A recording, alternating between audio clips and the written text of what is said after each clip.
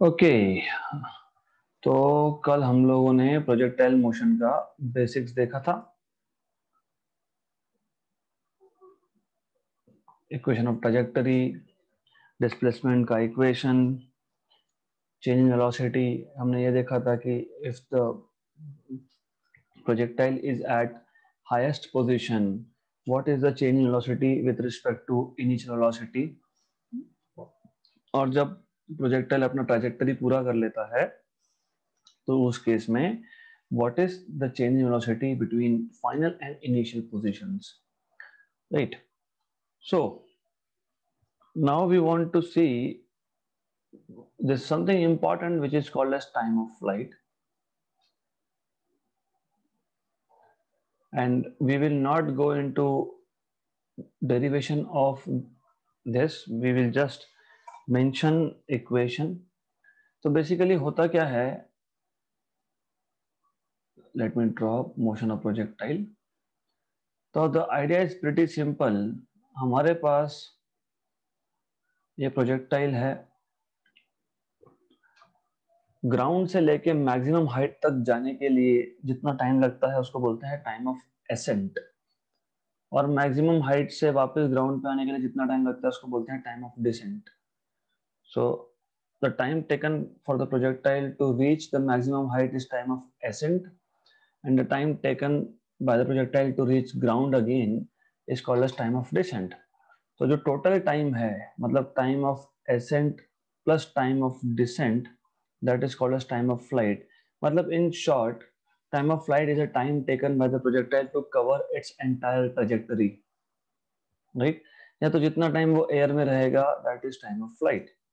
तो ये time of flight का इक्वेशन जो है we have already derived it. हमको पता है time of accent,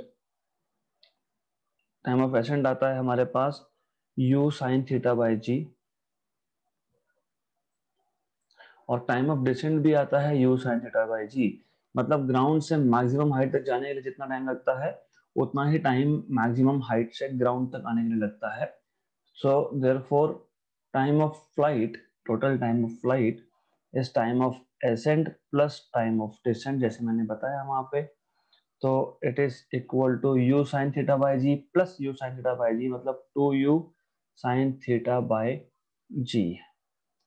this is time of flight, right? बहुत इजी इक्वेशन है, ये याद रखना जरूरी है, हमको काम में आएगा आगे.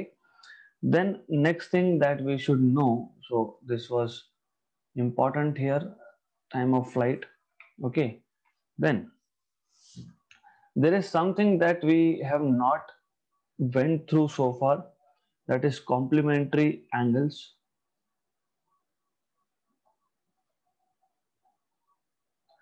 Complementary angles मतलब सपोज मैंने प्रोजेक्टाइल को प्रोजेक्ट किया at an angle theta, so 90 minus theta and theta, they are called as complementary angles.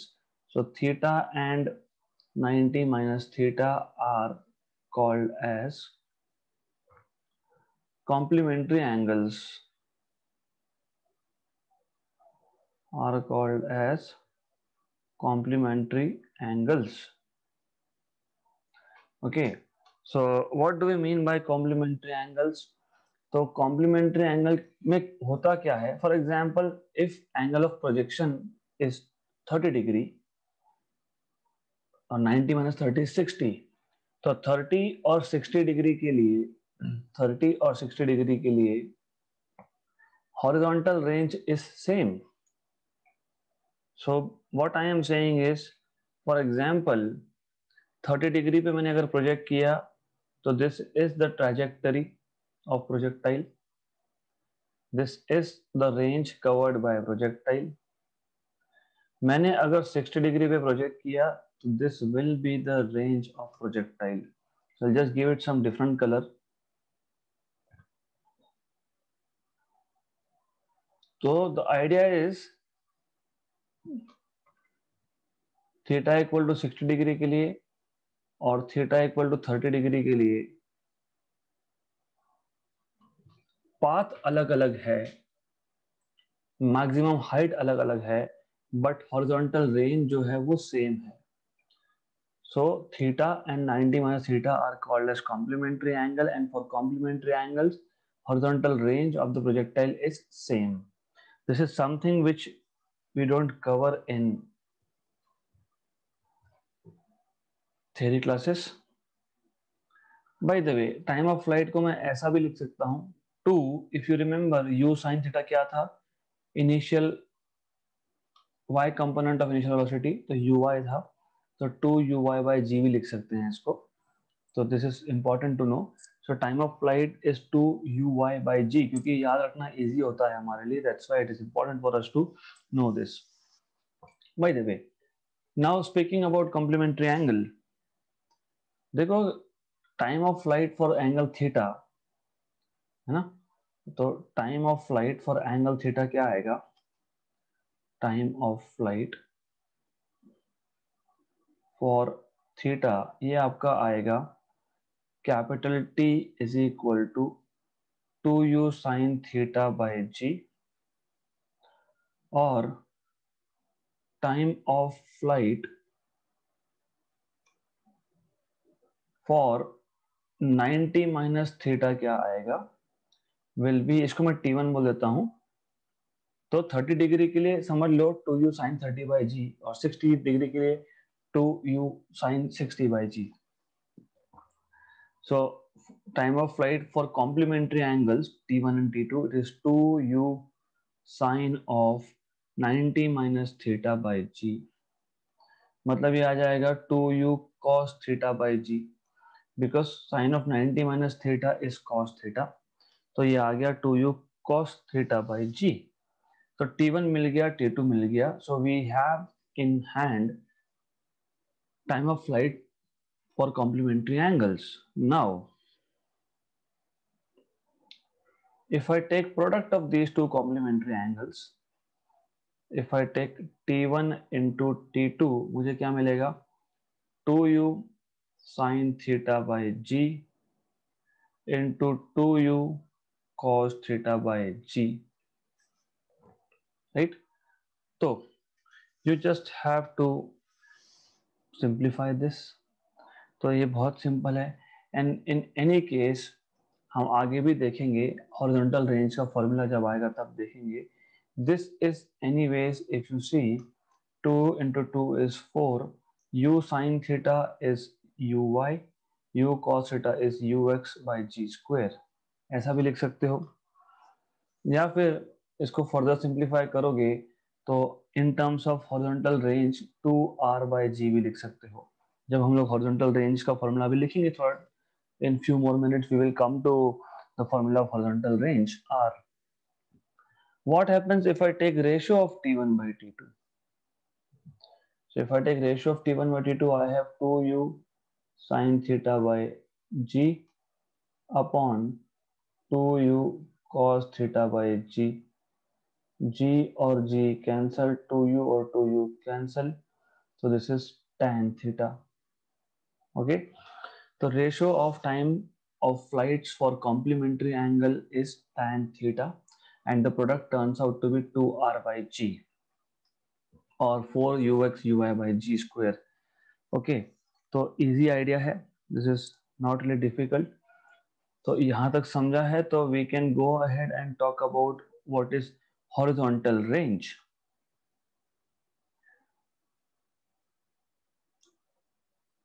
The thing is, मैं जैसे बता रहा हूँ आपको कि it is all very simple thing. आपको सिर्फ बेसिक कॉन्सेप्ट्स पता हो गए तो that is sufficient. अब how do you derive equation for horizontal range? तो मैं वापस डायग्राम ड्रॉ कर रहा हूँ. No matter how many times I need to draw this diagram, I will be doing it because it is important. तो what is horizontal range by the way? Projection से लेके ground तक आने तक का जो डिस्टेंस होता है, तो the distance travelled by the projectile through its entire trajectory is horizontal range. अगर मैं इन बिटवीन कोई पॉइंट लेता हूं P, इसका हॉरिजॉन्टल जो डिस्टेंस है it is denoted by x, ये याद रखना. व्हेन आई राइट x मतलब प्रोजेक्टाइल अभी तक पूरा मोशन कंप्लीट नहीं किया है. व्हेन आई राइट आर, इसका मतलब projectile has completed its complete trajectory, right. तो जब भी रेंज, हॉरिजॉन्टल रेंज ये वर्ड आएगा, it means that the motion is complete, projectile is back to ground. ये इंपॉर्टेंट है। How do we solve this, ये हमने ऑलरेडी किया है, मैं वापस बता देता हूं आपको। तो I can write s is equal to u t plus 1/2 AT स्क्वायर। एस हमारे पास आएगा horizontal range R, u will be ux into t will be time of flight, है ना, क्योंकि पूरा प्रोजेक्ट ट्रेजेक्टरी खत्म हो चुका है, इसलिए मैं स्मॉल टी की जगह पे कैपिटल टी मतलब टाइम ऑफ फ्लाइट लिख सकता हूं, because by definition time of flight is a time taken by a projectile to complete its trajectory, plus 0, क्योंकि एक्स डायरेक्शन में एक्सेलरेशन नहीं था क्योंकि फोर्स नहीं था, तो since ax is equal to 0, therefore you will have r is equal to ux, हमको पता है u cos थीटा, t हमको पता है टाइम ऑफ फ्लाइट अभी हमने फाइंड किया है 2u sin theta by g, right. Okay, तो there are two different ways of writing this equation. I will tell you a simple way. Normally क्या होता है कि books will say, ऐसा करेंगे books, u square two sine theta, just a minute, u square two sine theta cos theta by g, so they will write u square sin 2 theta by g। ये हो गया r का formula. But what I do is, और मुझे ये easy भी लगता है, so you can see u cos theta ये होता है ux, u sin थीटा ये होता है uy, तो मैं इसको ऐसा लिखता हूं 2ux uy बाय g। तो हॉरिजॉन्टल रेंज के हमारे पास दो फॉर्मूलाज आ गए, 2ux uy बाई जी और u square sine 2 theta by g. This is what you have basically, right. तो इजी है। तो सिमिलरली जब T1 T2 का हमने प्रोडक्ट लिया था, इवन इन दैट केस हमने 2u square sine theta cos theta by g को r लिखा है, तो 2u square sine cos, this is r, this is r, तो इसलिए हमारे पास आया था 2r, क्योंकि ये 2 यहाँ पे बचा है, 2r बाई जी, राइट। तो आई एम क्विकली रिवाइजिंग, हमने क्या किया, हमने टाइम ऑफ फ्लाइट डिफाइन किया। What is time of flight, the total time for which the projectile is in air, मतलब the time taken by projectile to cover its entire path, entire trajectory is time of flight. तो ground से maximum height तक जाने के लिए जो time लगता है that is time of ascent, वापस मैक्सिमम हाइट से ग्राउंड पे आने के लिए जो टाइम लगता है that is time of descent. तो टोटल टाइम मतलब time of flight is time of ascent plus time of descent, which turns out to be 2uy by g, मतलब 2u sin थीटा बाई जी। फिर हमने देखा कि what are complementary angles, complementary angles के लिए range same होता है but time of flight is different, maximum height is different, that is important thing. Okay, good. So इतना आपको पता होना ही चाहिए। Then we saw product and ratio of time of flights for complementary angle. Then we saw what is horizontal range. अब एक last चीज बाकी रह गई है, वो है what is the equation for maximum height h. तो let's see what is the equation for maximum height h of a projectile. Equations याद रखना बहुत important है. You will realize this thing when we will solve numericals. Equations are very important. Okay, they are very important. So right, so next thing is maximum height.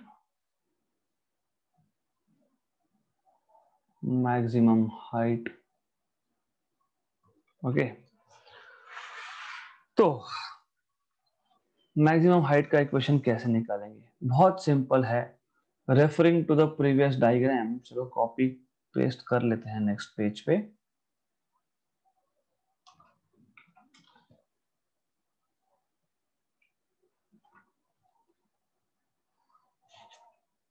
Right,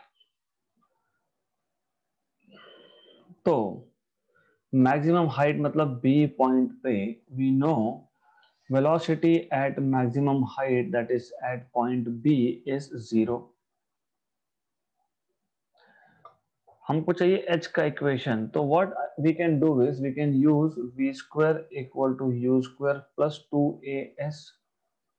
और maximum height मतलब हम लोग y component की बात कर रहे हैं यहाँ पे, तो हम लोग y कंपोनेंट ही लिखेंगे, vy uy ay sy। But vy मतलब at maximum height, vy is 0 at point B, velocity y component velocity is 0, मतलब v भी 0 मैंने ऑलरेडी मेंशन किया है। और वैसे भी ay इज माइनस जी, क्योंकि initially the object is going against the gravity. और sy मतलब मैक्सिमम हाइट h है, therefore you will put vy equal to 0 and uy आपको पता है uy is u sine theta, initial y component of velocity square minus 2gh। इसको solve करना होगा, इजी है ये। Therefore what you will get is h is equal to u square sine square theta by 2g। इसको आप ऐसा solve कर सकते हो, राइट। तो basically this is very simple equation. या फिर आप चाहो तो इसको लिख सकते हो h is equal to uy square by 2g. This is again simple thing. I remember in terms of x and y components, so it becomes pretty simple for me. So this is equation for h. Okay, then हमको maximum height का equation मिल गया। हम लोगों के पास range का equation है 2ux uy by g। तो हम basically what we can do is we can find the relation between r and h. So let's see what is the relation between r and h. Relation between horizontal range r and maximum height h बहुत simple है। r is 2ux uy by g and h is uy square by 2g. So what I will do is I will just divide these two, r by h कर लेता हूं मैं। तो this is equal to 2ux uy by g upon uy square by 2g। तो एक uy cancel, एक g cancel, तो ये 2 ऊपर जाएगा तो 4ux अपॉन uy ऐसा आएगा। And what we know is, तो ऐसा भी याद रख सकते हो, 4 times of ux by uy भी याद रख सकते हो, इट इज ऑल्सो फाइन। या फिर what you can say is 4ux is u cos theta and this is u sin theta, u cancel, तो आपको मिल गया r by h is equal to 4 times of cot theta, मतलब r is equal to 4h cot theta। तो you have relation between range and maximum height। देखो maximum range अलग चीज है, हम लोग हाइट हम जब बोलते हैं तो मैक्सिमम वर्ड यूज करते हैं, because that is the maximum distance in the vertical direction. लेकिन जब रेंज वर्ड यूज करते हो तो रेंज मैक्सिमम कब होगा वो भी देखना पड़ेगा। तो I should have actually mentioned it on the last page, but I will do it now. जब हमने हॉरिजॉन्टल रेंज की बात की थी तभी ये होना चाहिए था, तो I will just go and say it there. तो we have spoken about horizontal range here। तो looking at the equation, r का इक्वेशन क्या आ रहा है हमारे पास, u square sine 2 theta by g. तो r को मैक्सिमम होने के लिए साइन टू थीटा की वैल्यू होनी चाहिए 1, है ना। आर के इक्वेशन में क्या है, साइन टू थीटा। तो आर मैक्सिमम कब होगा, जब साइन टू थीटा मैक्सिमम होगा, क्योंकि इनिशियल वेलोसिटी यू और जी तो कांस्टेंट है। साइन टू थीटा की वैल्यू 1, मतलब sine two theta equal to sine 90, क्योंकि sine two theta equal to 1 मैं बोल रहा हूं, तो दिस इज इक्वल टू 1 कब होता है, साइन 90।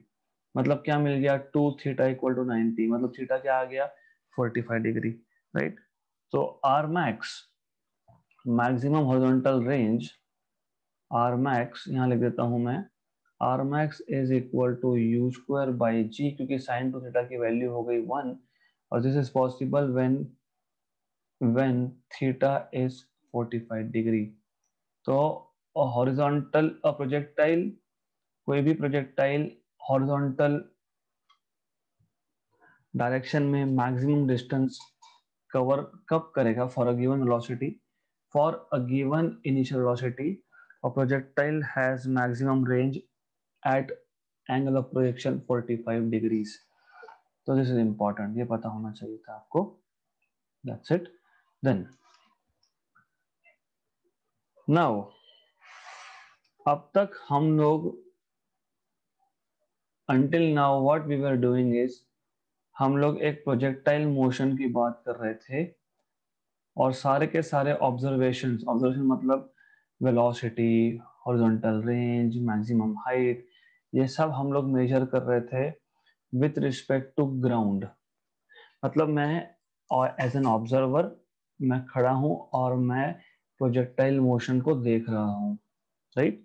पर ऐसा भी तो हो सकता है कि दो प्रोजेक्टाइल है, फॉर एग्जाम्पल दो एरोप्लेन है, वो साइमल्टेनियसली टेक ऑफ हुए, एक एरोप्लेन में बैठा हुआ ऑब्जर्वर दूसरे एरोप्लेन को देख रहा है, मतलब these two aeroplanes are projectiles.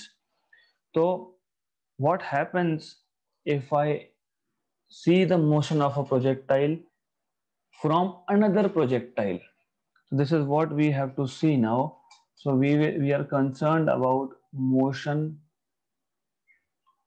of a projectile from another projectile, as observed from another projectile, as observed from another projectile.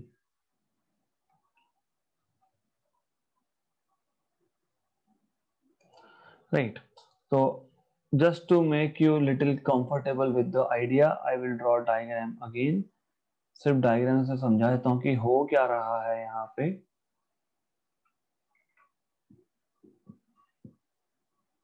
Okay,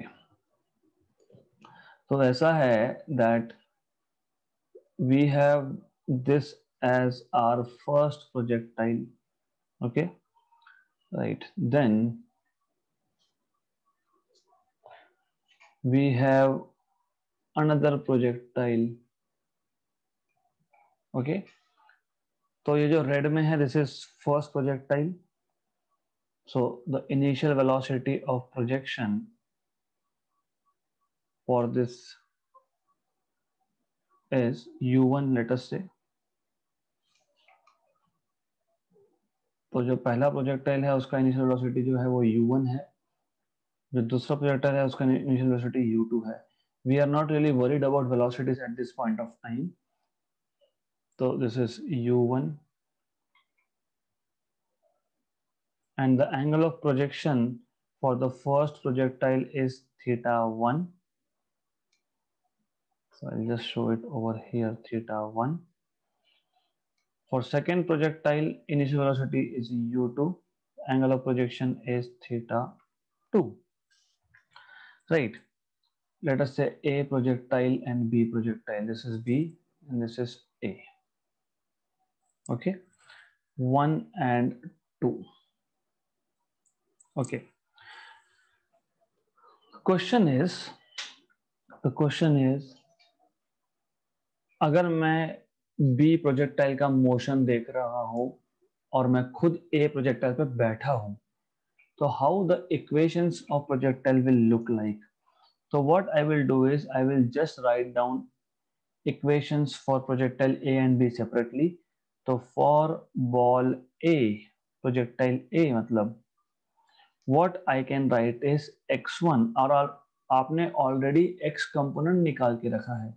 आपको पता होना चाहिए कि प्रोजेक्टाइल 1 हो, 2 हो, 3 हो, 4 हो, 10 हो, हर एक प्रोजेक्टाइल के लिए ax is 0, तो s equal to ut plus 1/2 at square use करोगे। what I am saying is this, s equal to ut plus 1/2 at square use करोगे और x कंपोनेंट के लिए लिखोगे तो ये ऐसा आने वाला है। और sx मतलब x होता है, ux मतलब u cos थीटा होता है और t मतलब t ही होता है। तो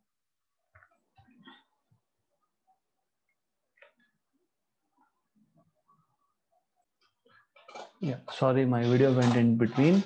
So what I was saying is, keep for any projectile the general equation remains same, the general form remains same.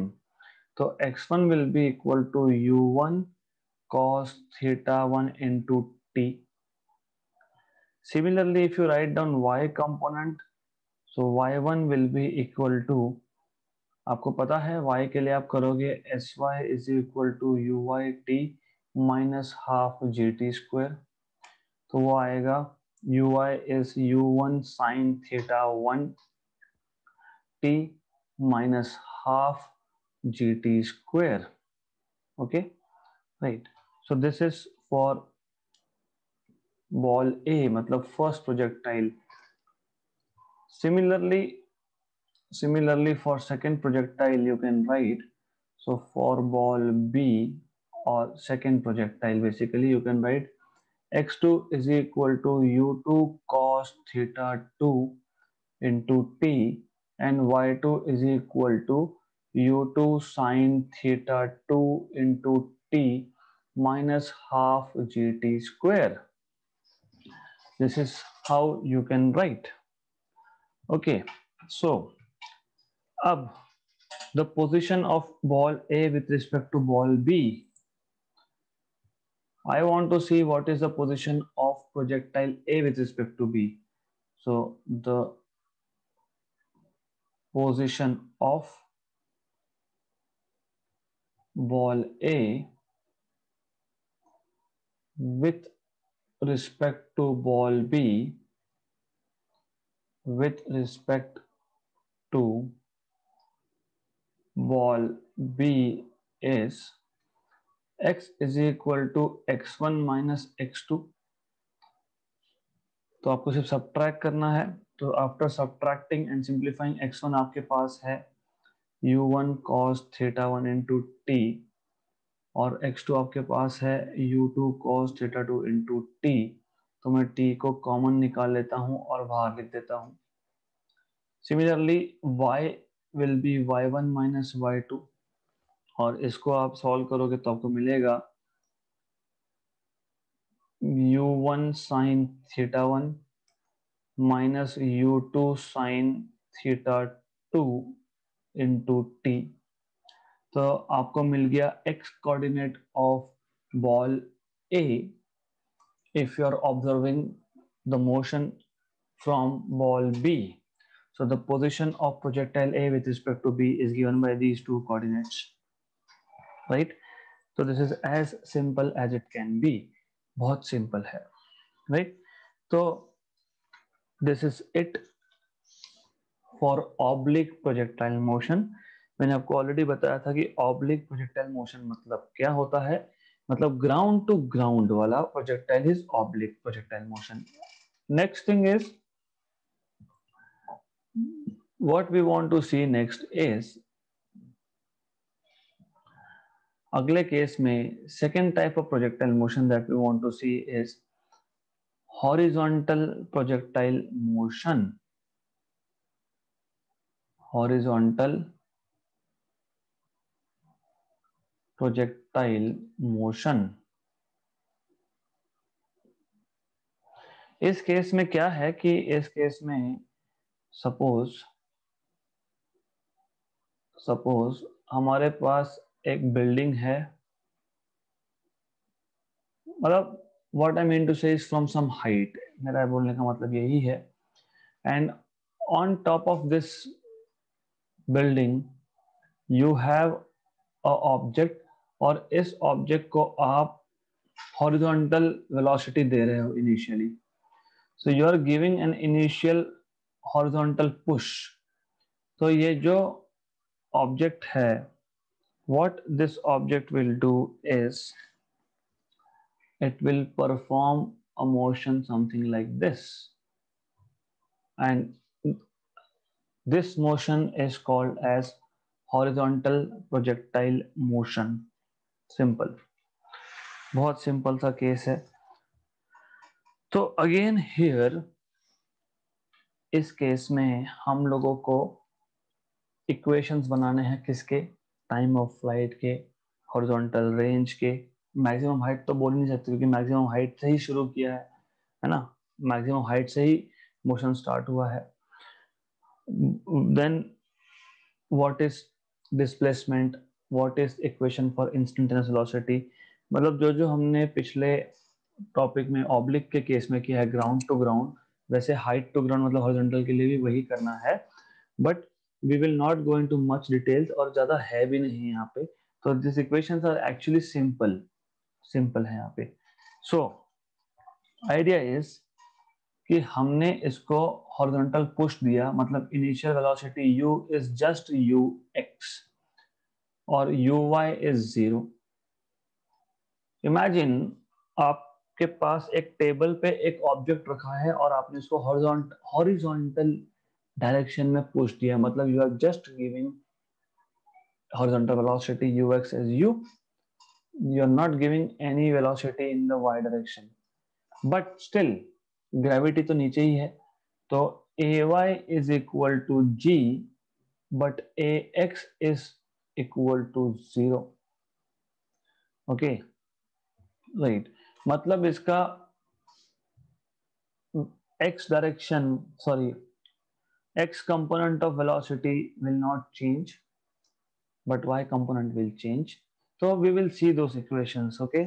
तो सबसे पहले हमको इस केस में करना क्या होगा, सबसे पहले जैसे हमने normal projectile ground to ground projectile motion के लिए इक्वेशन ऑफ पाथ बनाया था, हमको यहाँ पे भी वो करना पड़ेगा। सो we'll start with that, we'll see what is path of horizontal projectile, what will be its equation basically, path of horizontal projectile, right। तो सबसे पहले we will make an equation for it, and this is simple। Why? Because again I will be writing x equal to uxt plus 1 half axt square, and x is equal to ux is just u t and ax is 0, तो इतना ही x equal to ut आएगा, मतलब यहाँ से t is equal to x by u आएगा। मतलब जैसे आप ग्राउंड टू ग्राउंड प्रोजेक्टाइल के लिए इक्वेशन बनाते हो, सेम मेथड हम लोग यहाँ पे अप्लाई कर रहे हैं, we are applying exactly same method here, right. फिर हम लोग y कंपोनेंट के लिए लिखते हैं y equal to u y t plus half a y t square.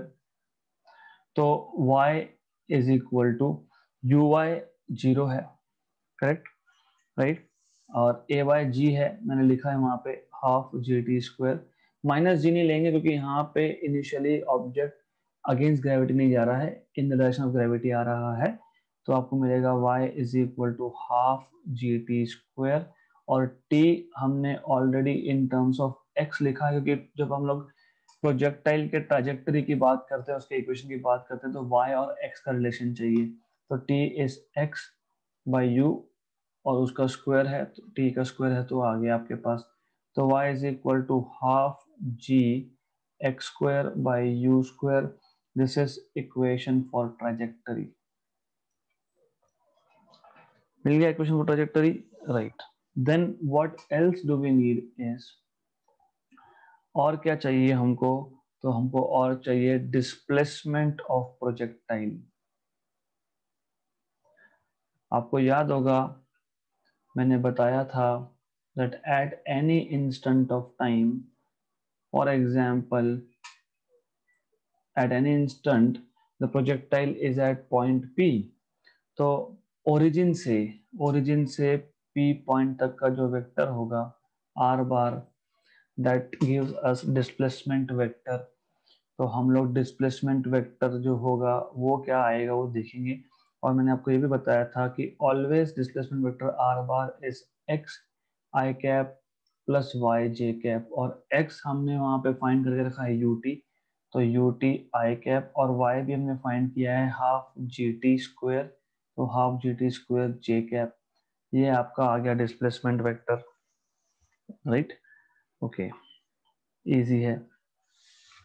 Then आपको अगर मैग्नीट्यूड ऑफ डिस्प्लेसमेंट चाहिए, तो मॉड ऑफ आर चाहिए, तो वो होता है x component square plus y component square. तो ये आपको मिलेगा यू टी का square plus half g t square का स्क्वायर। तो ये मिल गया आपको डिस्प्लेसमेंट का magnitude. Then if you want instantaneous velocity,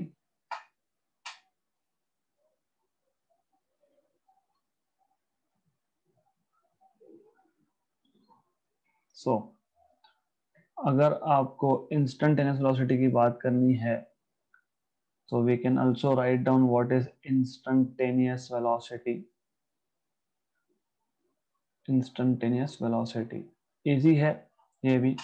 so instantaneous velocity कैसे लिखोगे, v bar is equal to v x I cap plus v y j cap, और v x क्या आएगा, u x plus a x t। मैंने ऑलरेडी बताया कि x component never changes, तो it is u x is simply u and a x is 0, तो v x is equal to u आ गया। vy क्या आएगा आपके पास, uy plus ayt, and uy is 0 in this case and ay is just g, तो plus gt, correct. तो this is simple. हाँ, there is one thing over here which you need to consider, even for displacement, even for displacement एक छोटा सा हमारा गलती हुआ है यहाँ पे। जब आप डिस्प्लेसमेंट वेक्टर की बात करते हो आर बार, तो R bar is pointing in the fourth quadrant, और फोर्थ क्वाड्रेंट में x component positive, y component negative होता है। तो कीपिंग दैट इन माइंड, सिर्फ यहाँ पे जो है ये जो साइन है वो चेंज होगा।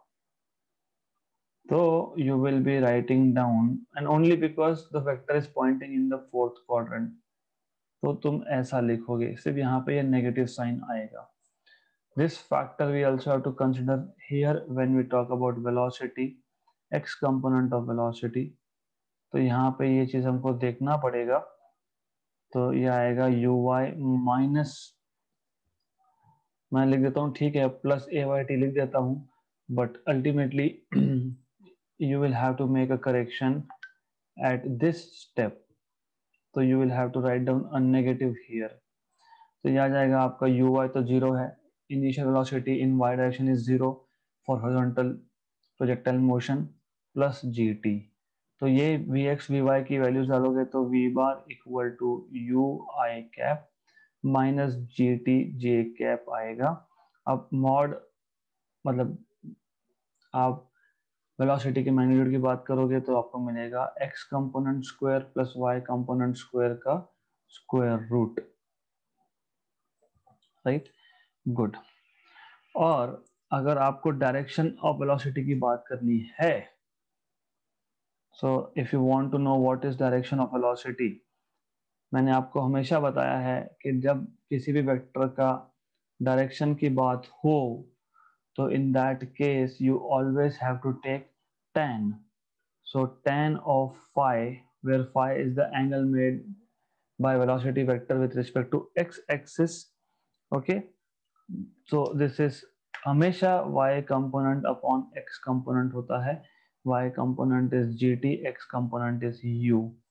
तो ये मिल जाएगा आपको direction, right. Then time of flight, अब यहाँ पे टाइम ऑफ फ्लाइट जो है it is just the time taken by the object to reach the ground from the maximum height.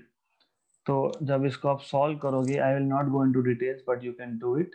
For yourself, आप कर सकते हो।